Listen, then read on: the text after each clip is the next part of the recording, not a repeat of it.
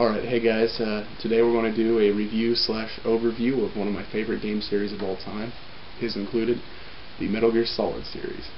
Yeah, I actually wasn't introduced into the series until really late. I got introduced by this dumbass when Metal Gear Solid 4 came out, when he first got his PS3. It's kind of surprising because he introduced me to the game. I started playing it a little bit. I had a blast playing, so I didn't play through it, I just played a little bit of gameplay. Thought it was really fun. So I went to my buddy's house and got his copy of Twin Snakes. Played through that. I loved the game. Then he had the second and third one as well, so I went over, borrowed that, and played through those. And I fell in love with the series. I thought it was amazing. I actually didn't play the original Metal Gear Solid until, I don't know, probably a year and a half ago. It's kind of funny. And by original, he does not mean the Twin Snakes remake, he means the actual PS1 crappy blocky graphic version of the game. Yeah, when I played Twin Snakes, I thought the game looked really good actually. It was really fun. I like the whole first person mode thing, and then go back and play the original Metal Gear Solid. I was pissed off because I couldn't do that, and it just looked really, really bad.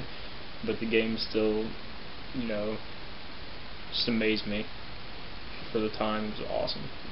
Well, he went ahead and gave us a good introduction to the first one, so let's see. The first Metal Gear Solid game was, it's actually a continuation of a previous story that the producer and director of the game, writer of the story, Hideo Kojima, wrote back in 89, 88, something like that. He started with the Metal Gear series. It was on the MSX computer, and then they ported it to Nintendo. Basically, that's why he came onto the company. He came to Konami, and that was the first game that he actually made and produced for himself. He was a newbie at the company. Whenever he told people this was the game he's going to do, it's going to be a stealth action game where you're sneaking around, and at that time, you know, the only games coming out were Mario and Zelda, action games, platforming games. Fun games, but they don't compare. And he had this radical new idea.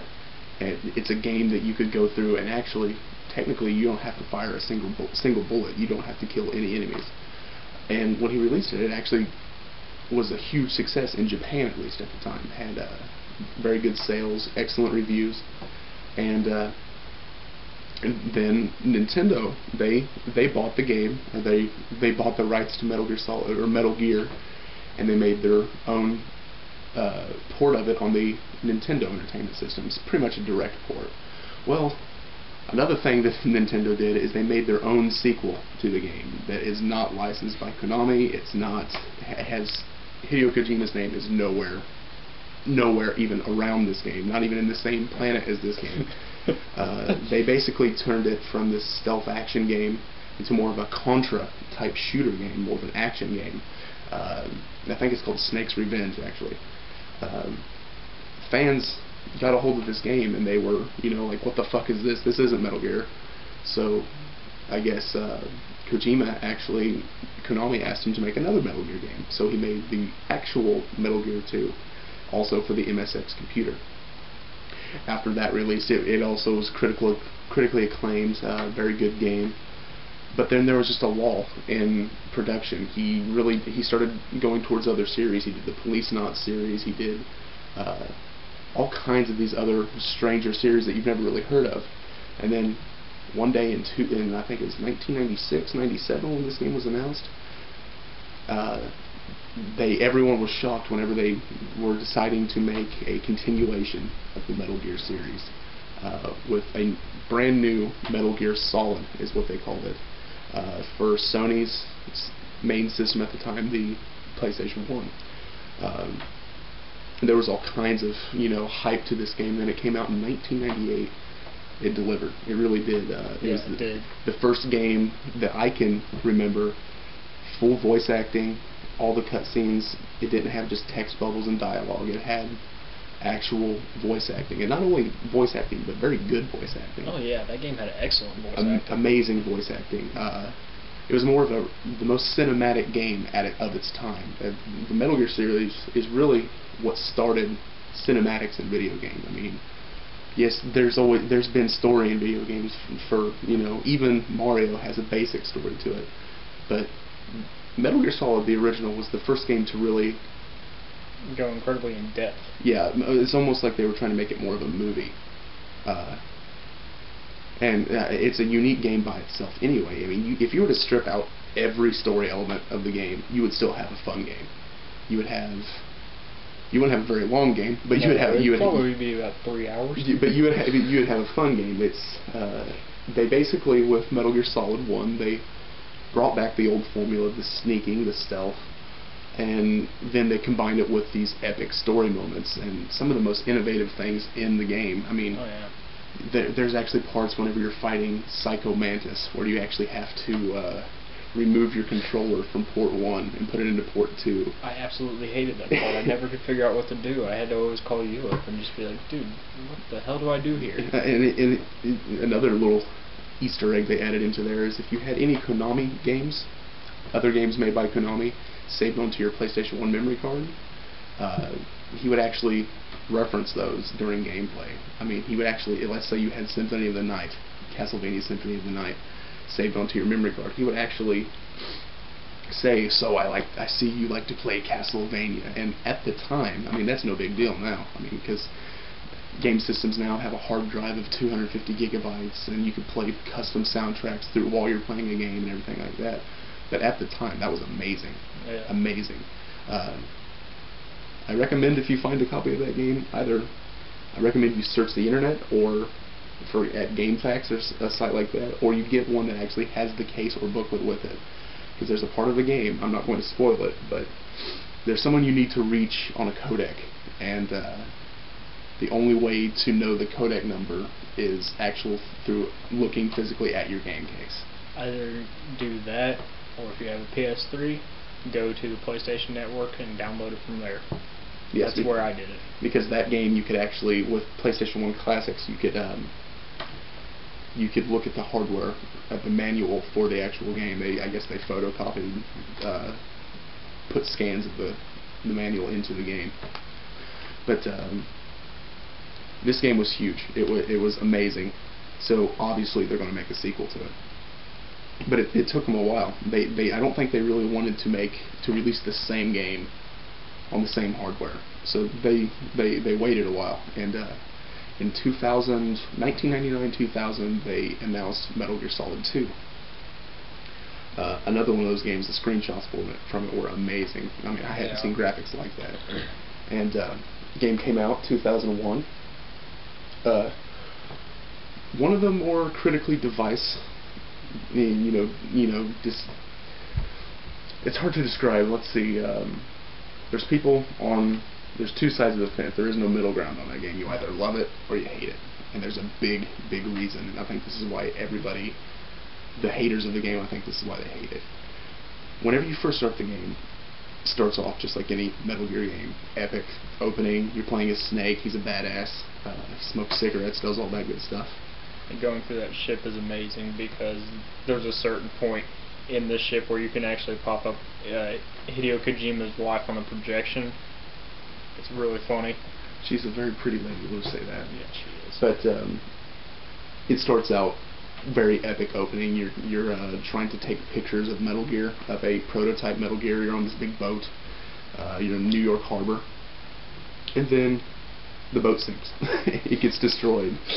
Revolver Ocelot, a character from the first one, comes in and basically sinks the ship and steals the Metal Gear.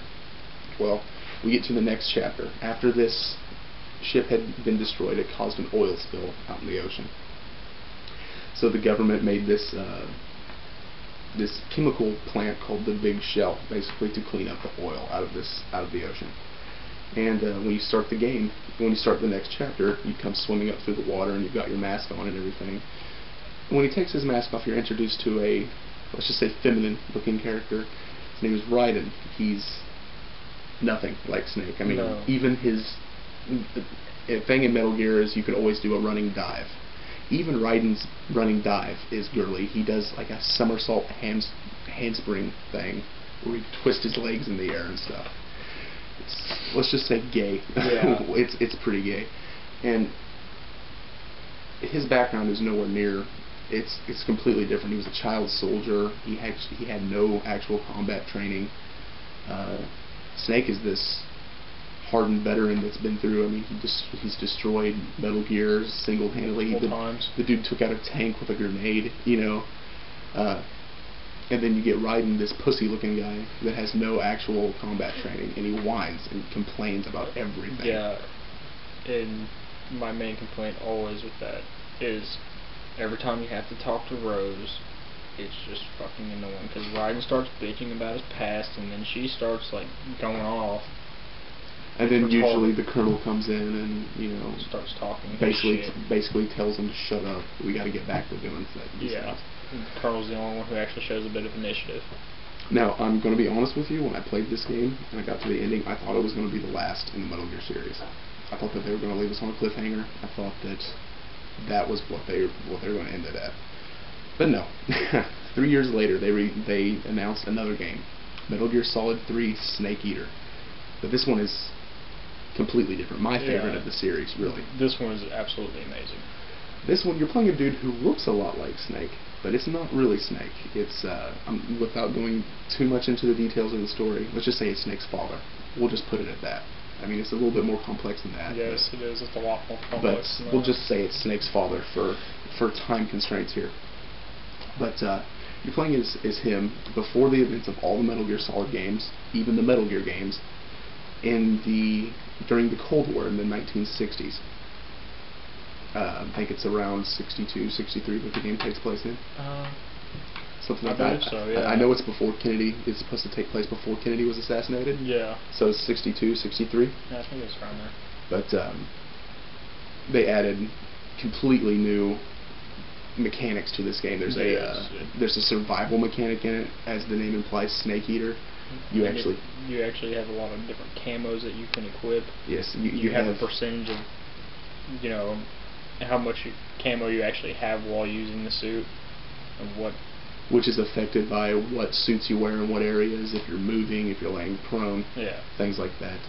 You have a vitality meter or a stamina meter on this one that you will actually slowly decrease throughout the game, depending on what you're doing. Of course, the more physically strenuous exercises that you're going to do, the more your stamina meter will decrease. So if you're in a hand-to-hand combat type thing and beating an enemy up, it's going to go down a lot. If you're hanging from a bridge, something like that, it's going to go down a lot. Yeah, funny thing with the stamina bar is that we used to do all the time because it was just so funny. We go to the start menu. If you ever get the chance to do this, do it. It's awesome.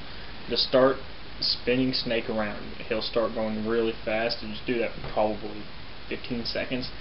Then press start again. When you get back to the gameplay, he'll just start vomiting. It's awesome. Yes, he violently puked. But there is a rhyme to this, you know. The thing is, there is reasoning behind this whole stamina thing. You're supposed to be a Cold War soldier sneaking through the jungle. They want to make it a little bit more realistic than the other games were. And, I mean, you kind of have to suspend disbelief a little bit for these games. But this is the most realistic of the three, or of the four, excuse me. So they added, before you actually have to forage for food, snakes, monkeys. You can eat pretty much anything you can kill. Anything you could shoot down, and you don't even have to kill things. You could eat mushrooms and apples and everything like that. And you actually don't wait too long to eat it, though. Yeah, you have to actually manage. That's the thing I was going to touch on. You actually have to manage those. If you don't catch them alive, if you kill them, they can rot. Yeah, and make you sick. And that's another thing in the game. That happened to me a lot. It's another thing in the game they added so Snake can get injured. Yeah. When I say injured, I don't mean his life bar drains. I mean he actually gets a handicap from his injury. Yeah, you actually have to go through the menu itself, apply bandages, stitches, everything like that. Burn leeches off with a cigar. Yeah. The lit cigar, pull bullets out of yourself. And actually, if you try to go badass and be a hardcore badass,